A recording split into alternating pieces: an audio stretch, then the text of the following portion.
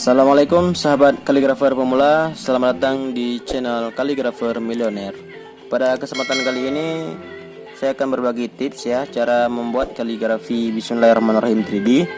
Untuk bahan-bahan yang diperlukan, yang pertama adalah kayu hendam, pena kaligrafi, kemudian tinta kaligrafi untuk menulis, kemudian ada pensil yang sudah kita modif seperti ini, penghapus, dan media untuk menulis.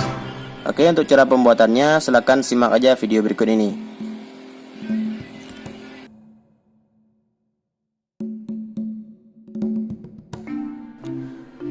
Baik ya teman-teman, pertama-tama kita tulis lafaz bismillahnya menggunakan pena kaligrafi dan memakai tinta berwarna hitam.